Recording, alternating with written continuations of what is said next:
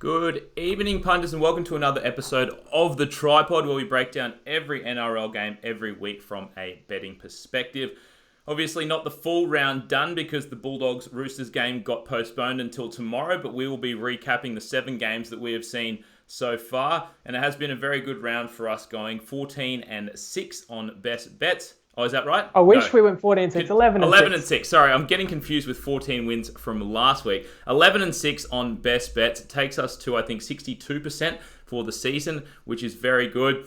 And what an exciting weekend of footy, and an exciting weekend if you are a follower of us and a sharp bettor, because we did quite well, and a lot of the ugly sides won, which most average punters wouldn't be on. Jesus Christ, what are you doing? I just thought I'd show what the bookmakers are calling us this weekend. Giddy up! Because, 62%, but if you just count our best bets since the lockdown, where we've really ramped it up, we're 66%. I know, it's crazy. In the last 3 rounds. And this game that we just watched was a perfect example of just being fearless with your betting. We knew the Dragons were the right side in this one. And what I mean by fearless is, let's say it was your last $100 you could ever bet in your life. A lot of people are going to say, there's no way I'm putting my last 100 on the woeful Dragons. But we never think of each best bet as your last 100. We think of it as a process, and we know we will win more often than we'll lose by getting the value of a team that nobody else wants to back except us. And look, we copped some breaks in that game. I really feel the Dragons, there's definitely a key moment there where Sean Johnson scores and it gets overturned for obstruction, where that would have put the Sharks up 16-6. I really don't know if the Dragons come back. I feel like they would have been on a knife's edge at that point. And instead it flips, they score right on half time and go in with an 8-point lead. But we'll take it. We said it would be a close game. We were getting a lot of value. We cashed all 3 plays. Absolutely, we'll take it. And to be fair, look, I'll put on the board now, we had 3 best bets on the game. All 3, as you see there, cashed very easily. And we did, you're right. We copped a lot of shit for taking the Dragons. And to be fair, they have been absolutely woeful since the season restarted. But you go back to our preseason pod, Jacob, and I think both of us said, look, this Dragons roster is very solid, and we both thought they were a bet-on team. Now, they came out and had absolute stinkers for the first couple of rounds, but they have a talented roster, and look, like we said last week, it's like no team is as bad as their worst performance, and the Dragons were very solid. I'm with you, and especially in that second half, it kind of felt like the Sharks were coming at them, and if they got the that next try, and got within 2 or something like that, then we might have been a bit dodgy. But look, sometimes that's what you need to do as a bettor. Like you said, Jacob, you take the value, and the value is always going to be with the Dragons for this one, and we do cash our second last best bet of the round. But having said all that, if I was a Sharks fan, I'd be very disappointed. They were pretty bad today. And we said they're going to have a long season. And we said last week was kitchen sink time. And it's hard to get yourself up again when you've laid it all out. And they were definitely under par again today. Yeah, and I'd say not only under par in the attacking side of the ball, but defensively as well. I know we mentioned last week that they might be an over team just with the amount of playmakers that they have and just the bad defense that they've put up the last few weeks. Let's rewind to Thursday night. We had the Sea Eagles beating the Broncos 20-18. Another game where we took the ugly duckling, copped a lot of shit. We only had one best bet on the game, was Broncos plus 6.5 first half. That one does get up. Broncos could have won this game, honestly. And it was, it's another one of those ones where I think it was a good change for the Broncos. Obviously, a lot of personnel changes, that sort of thing, and they are not full strength for this one. But I think we were right in the fact that I think we were pretty much spot on with our prediction with this one. We said, Corey Oates not playing wing, playing in the second row. He's going to get tired second half. We had Matt Lodge off Hangawi starting, and they were coming off the bench last time. So we really thought that this Broncos side would put up a good fight in the first half, and that's exactly what happened. And really, they did tire in the second half, which is to be expected, I guess, when you're missing, some key forwards. But from a Broncos perspective, I think you can take a lot out of this one, and they will be, once they're full strength again, I think you're right, Jacob, that they will be a force. But Manly for this one, they did come out flat. Very tough spot for them, to be fair. But just got over the line, and that's what the good teams do. Eked out the close win. So I wouldn't take too much away from Manly. It was a tough spot coming off that game last week. Again, you have to be fearless to bet on a team that just lost 59-0 and lost roughly 34-6 the week before that. And talk about the fitness of the Broncos side in second halves. They haven't scored a point in any second half. The Eels beat them 22-0 second half. The Roosters beat them 30-0 second half. And Manly beat them I think it was 16-0 second half. To obviously get that win. And contrast that to when the Broncos played Cowboys start of the season, and they looked way better second half. But then again, that Cowboys form is looking worse and worse every week. True. But their attitude was great. We said they had nothing to worry about. A lot of people were dissecting what was wrong with the Broncos, and we were saying once they get the troops back on deck, it's still a team that has finals aspirations. They weren't downtrodden. They came out strong. I mean, Katoni Staggs lifts this team. He's a stud player. You've got to remember he was back off suspension. Xavier Coates, not only moving Oates into the second row, but Coates has got to stick in first grade now. He does. He's got kind of a young Greg Inglis build. I don't want to hype him up too early. Was like a cheat code almost. Yeah, they should have done it more often. And for Darius Boyd to score a double and for the Broncos to win this game after all the criticism, that nearly happened. But of course, that was ruled controversially obstruction. I tell you now, if they get to 24-0, they win the game. And that was 100%. Such a big turning point because it was back to 18-0. It was a penalty to Manly. Manly got a try before halftime. And of course, as they, started reeling them in, Cherry Evans scores a questionable trial in terms of obstruction. Then it was going to be tough. So I feel like now it's a very tough loss. Anytime you lead 18-0 and don't win, it's tough. But at least they showed some heart. And for Manly, I pretty much agree. They just started slowly, maybe mentally tough to get over the heartbreaking loss to the Eels as well as physically. But they ultimately showed they were more classy. They were. Let's move on to the Friday early game. It was the Warriors beating the Cowboys 37 points to 26. This is the one game of the round we got pretty wrong. We had 4 best bets on the Cowboys, unfortunately go 0-4. And look, I'll be the first to admit, although I thought that the Warriors were better in this game. I thought they were deserved winners. Obviously, it doesn't help when Valentine Holmes gets injured in the first half. But look, I think we got to probably admit to ourselves when we were on the wrong side of a game. And I think we were on the wrong side of this one. I think, the Warriors did come out a lot better than last week.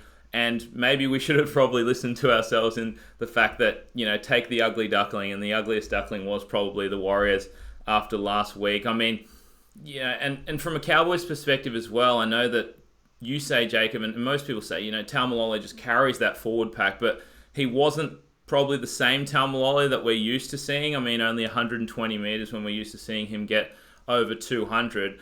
And the Warriors forwards, which are, their weakness, they really matched it with this Cowboys side. So I would downgrade the Cowboys off this performance, and I don't know what to do with this Warriors side because, although you say they're a confidence team, you probably upgrade them for something like this. They're so up and down. But yeah, I thought that the Warriors were deserved winners, to be fair.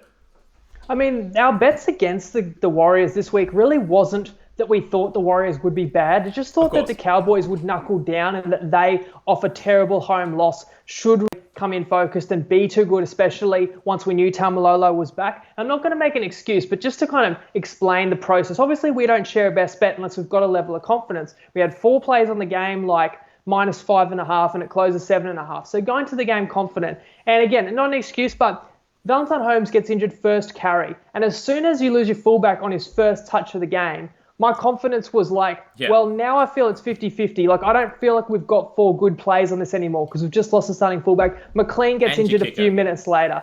Exactly. And at that point, the Cowboys led the game 22-21 in the second half and got the ball back. Were attacking on the line, had an overlap, kicked in behind, and kicked too far. 7 tackle set. They didn't see the ball for 10 or 15 more minutes. It flipped the game. As I said, they were playing with 15. They couldn't withstand it, and they end up losing by double digits. It's disappointing when the one game we got wrong, we lost 4 out of 4, and it was tight for an hour. But as you say, we also have to put our hands up that we backed a Cowboys team that we know isn't great, and we did pay the iron price for that one. Indeed. Let's move on to what I thought was the game of the round. It was the Eels beating the Panthers 16 points to 10. We had no best bets on this game, but look, just for future reference, guys, I will say this. We had a side bet on the Eels. I was on the Panthers +6. Jacob was on the Eels -6. It lands exactly on 6. That's the second time this year. And I think we've only had 3 or 4 No, kind of the third, because we had a side bet with a line of 4 in Dragons Penrith in round 2. Then we had a side bet when Manly played the Eels, and the line was 2.5, 3.5, landed 3. Yep. And so a few people in the group did bet on Eels exact margin of 6, and they do get that one up. Look, this was just an absolutely cracking game. And look, I would upgrade both teams on this performance. I thought the Panthers were way better in the first half, and it showed on the scoreboard. But look, they had the majority of possession. I thought Cleary was really good in-game kicking. They had most of the possession, getting repeat sets. So that was all great from the Panthers. I thought they were really awesome in the first half. But geez, props to the Eels. And I'll tell you, this is something probably moving forward in our betting, that to withstand that sort of pressure and that sort of possession deficit in the first half, be by far the fresher team in the final 20 minutes. That just shows that they are very, very fit. So, in terms of betting, that could mean possibly betting some Eels second half handicaps, stuff like that, because, to withstand that and then come out just guns blazing in the final 20 minutes was very, very impressive. So from a betting perspective, haven't looked at the lines too closely for next week, but I would say that this was a brutal game and both teams will be feeling it after that, even though it was a Friday game, long turnaround. Yeah, next week and the week after, the Eels, I think, have the 2 grand finalists from last year, Roosters and Raiders. I want to rewind because I make notes in every game. This guy's worth a shout out. One positive spark for the Cowboys. This young winger who they couldn't play until now because he's only turned 18 in the lockdown, Tubuai Fudo. Yep. And he got thrown straight into fullback when Val Holmes. This kid is a star. So I shouted out the Broncos with Xavier Coates. The Cowboys have got a stud outside back, which they need as well. Now, as for the Eels-Panthers, most physical game of 2020. The hits were just outright violent. It was like a State of Origin level game. And Penrith was super impressive, absolutely deserved to build that 10-0 lead. But as you say, we said that the Eels are great value. I think we gave them out about $12 to win the minor premiership and about the same to win the comp. Everyone knows they've had the talent, but there is a different vibe around Parramatta this year. Parramatta of old gets frustrated, loses their poise when they get turned away for 65 minutes and makes the errors they did. But this team stuck at it, and once they got through once, as we know, they got through 3 times. And there's 2 players in this team who don't usually get a lot of the accolades for being stars, but they won them this game. And that's obviously Wonga Blake with the individual try and then the break that sets up the try to tie the game. And Nathan Brown coming on to injected into this game. It's like he looks faster than most of the other forwards. Absolute energy, and he lifts this team as well. So look, they've got a tough run now when you consider they came off that grinding win against Manly. Now this one, and as I said, 2 really tough opponents to come. That will test them. But hey, you got to take your hat off to them. That was a hell of a game and a hell of a performance. And let's talk about someone that's had a tough run so far. It's the Rabbitohs over the restart, playing 2 of the toughest teams in the comp, but they get the win here over the Titans, 32 points to 12. We have 4 best bets on the Rabbits and go 3-1. This is a pretty impressive performance by the Rabbits. Tough spot for the Titans as well, and a bit of a letdown for a shit team off a big win. But look, I just want to talk about the Rabbits because we kind of know at this point what we're getting out of the Titans. But we said over the first 2 weeks when everyone was heaping shit on the Rabbits that this is going to be probably a bet on team. Not necessarily for the entire season moving forward, but at least for the foreseeable future. They had a really rough start in terms of the draw to the restart of the season. Plus, they weren't fully, full strength coming in. And they weren't even full strength for this one. But they are going to get better. Latrell's looking better at fullback. So, look, the Rabbits, in terms of punting, I think it is a team that I'd probably want to bet on in the following weeks. And look, it's not like the secret's out on the Rabbits now. Not your average punter is going to look at the Rabbits beating the Titans and be like, oh, wow, that's such an impressive win. So I think we're going to be able to get some value on the Rabbits in the coming weeks. Yeah, this game played out exactly how we kind of called it, and we did lose one of our bets, which was the Rabbitohs to win the second half by or more. You win the game by 20, and with the new rules where once a team gets in front and obviously tires out the opponent, it's that much harder. I don't know how we don't win that bet, but you're right, Latrell getting better every week, and the Rabbitohs snap a 3-game losing streak. They had to have that one, and they were just too good. They were indeed. Let's move on to the Knights. They lost 12 points to 26 against the Storm. We had 3 best bets on the Storm, and even though they win by 14 points, somehow we only go 2-1 on our best bets. Narrowly miss out on the Storm winning the second half handicap. But look, I thought it was just a clinical performance by the Storm, and I still think, a lot of people were betting the Knights after last week's performance, but I think that the Storm side is still a level above this Knights team. And, before, Jacob, you mentioned this Eels team. There's a different aura about them this year. They didn't panic when they got down. this Knights team did panic, and they made some terrible mistakes when they were down. I thought Ponga forced it a little too much. I mean, there was 12 mistakes to 6, and the Storm were just on here, and I felt like the Knights, it is a level below, so we shouldn't get too excited about the Knights. They are still a top team, but they're not in that upper echelon with those other teams, I think. Well, I agree that they're not the level, and you see our power ratings. We had the Storm clearly 5 or 6 points better than the Knights. A lot of people don't understand it. We don't overreact. They lost by 16 to the Raiders, and we said this doesn't mean the Raiders are the best team in the comp, and it doesn't mean the Storm's dynasty is over. Everyone saw the Knights a super impressive win against the Raiders last week, and we said, yeah, it's a great win, but the Raiders were off their game. The Knights are not suddenly premiership favourites, and people overreact, and it creates market value. We've got it again with the Storm, but I have to still give some credit to the Knights because it was 18-0. I believe they fought all the way back to 18-6. Yep. There was a 6-point game. So you can't say they totally panicked. In the end, the Storm scores a late try, and on that late try, hey, I mean, we got the game completely right in my eyes. Once again, team wins by 14. We had a -1.5 second half that didn't win. But I just want to make a funny note that in the Rabbitohs game, we bet them to score over 4.5 tries. The Rabbitohs scored 4 tries inside 25 minutes, and we had to wait till 5 minutes to go for them to get their 5th try. Yep. And then in this game, we had the Storm over 3.5 tries. They had three in the first half hour. And again, we needed the hectic cheese, superhuman strength to burrow over with about 4 minutes to go to get the 4th try. So that was a crazy sweat when you bet a team, tries over and you get all but half of them in the first half hour and then got to wait another 40 minutes plus, but we'll take it. Indeed we will. Let's move on to, wrong graphic. Let's move on to the Raiders beating the Tigers 14 points to 6. We had 2 best bets on the game. We go 2-0. Pretty much our handicap on this one was that it was going to be a low-scoring grind fest, and that's exactly what it was. And look, I guess, reasoning behind it was obviously Raiders, horrific last week, and they were going to focus on defense.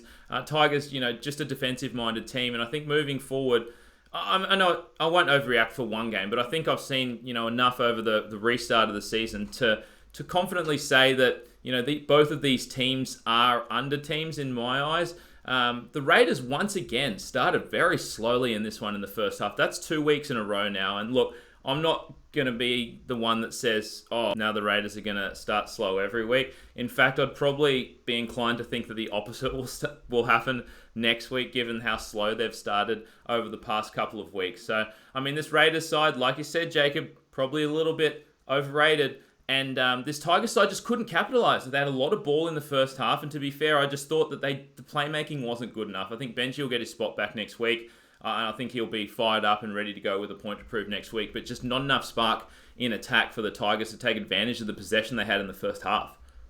Yeah, so we had unders, which is never really a fun bet to cheer for, but it was a pretty easy win. And I won't take away too much from the Raiders' start because I just thought they wanted to just get themselves in the game, get in the grind. And I was very impressed with the way that the Tigers started. I thought the Tigers were very staunch defending their line when they had to and, deserved that halftime lead. And then second half, I was wondering, does any player in the competition score more times as the first receiver, just getting the ball from the dummy half and pinning his ears back than Jack Whiten? He has a go way more than anyone else. He is just such an alpha.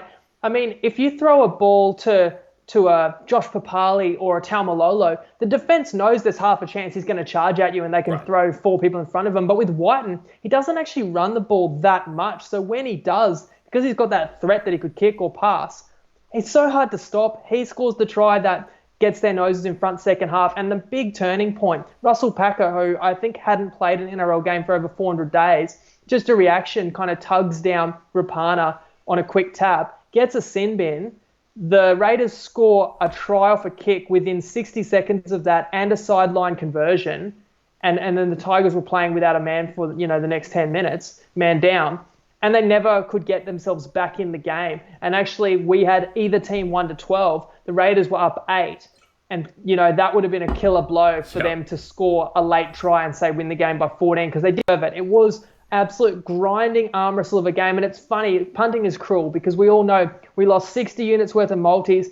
on the Tigers not being able to beat the Titans last week. If the Tigers had defended with as much heart as they did last night, they would have easily held that double-digit lead against the Titans. But the effort's not enough when the other team matches your effort, and it was a classic case of two teams fighting hard and the class prevailing of the Canberra Raiders.